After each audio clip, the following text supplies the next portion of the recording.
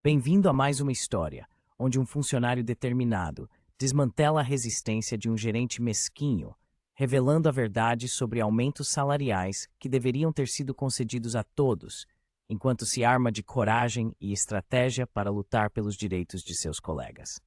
No início dos anos 2000, eu trabalhei para uma empresa de telecomunicações do Canadá Oriental que se fundiu com uma empresa de telecomunicações do Canadá Ocidental.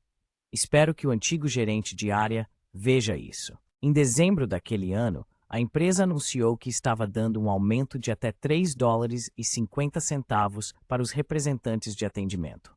Esse aumento estava sendo concedido porque tinham medo de que os funcionários do leste se juntassem ao sindicato no oeste.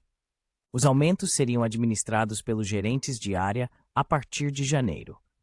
Nosso gerente de área tinha 7 ou 8 lojas, então presumi que levaria 1 ou 2 meses para que os aumentos fossem implementados. Em fevereiro, comecei a perguntar ao gerente de área sobre o aumento e ele sempre dizia que ia sair em breve. Perguntei a ele 5 ou 6 vezes entre fevereiro e maio. Eventualmente, percebi que ele estava adiando o máximo possível para aumentar seus bônus trimestrais. No início de maio, escrevi uma carta de 4 páginas com um conteúdo forte e aguardei para o momento certo. O momento certo chegou na sexta-feira do fim de semana prolongado de maio. Naquela manhã, o gerente de área chegou e, como sempre, perguntei sobre o aumento. Ele disse que viria em breve. Felizmente, esse homem gostava de se gabar sobre sua casa de campo em Muskoka, e eu usei isso a meu favor. Ele mencionou que iria para a casa de campo por volta do meio-dia. Perguntei quanto tempo a viagem levaria. Ele disse que planejavam chegar por volta das 3 da tarde. É aqui que a mágica acontece. Às 4 da tarde, abri meu e-mail de trabalho e enviei minha carta de 4 páginas sobre como nós, os funcionários, estávamos sendo prejudicados pelo gerente de área e por que um sindicato estava se tornando a única opção para o e-mail direto do presidente e CEO. No sábado de manhã, cheguei ao trabalho às 7 da manhã. Meu objetivo era estragar o fim de semana dele, fazendo com que o CEO o repreendesse.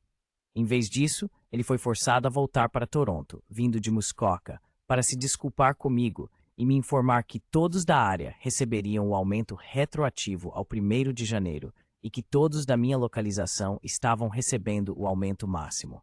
Tive muito mais vingança do que poderia imaginar. Nós conversamos do lado de fora no estacionamento e eu vi em seu rosto que ele me desejava mal, mas ele havia perdido.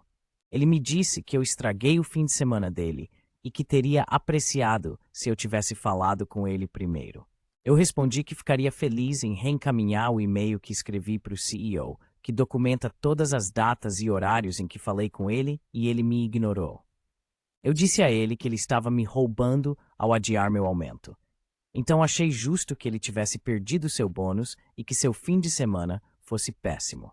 Nesse ponto, decidi que dominava a conversa e a encerrei nos meus termos. Disse que não havia mais nada a discutir e que eu ia entrar na loja. Dei a ele um adeus bem desagradável. Disse para ele ter uma ótima viagem para Muskoka. Ouvi dizer que a estrada é bem bonita e fui embora. Não estava preocupado com retaliação, pois planejava sair em 6 a 8 meses, já que estava começando minha carreira.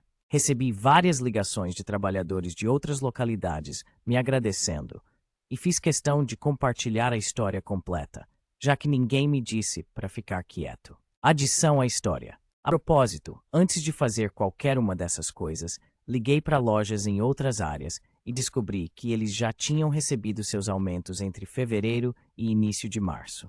Esta foi nossa história do dia. Se você gostou deste conteúdo, inscreva-se no nosso canal e curta este vídeo.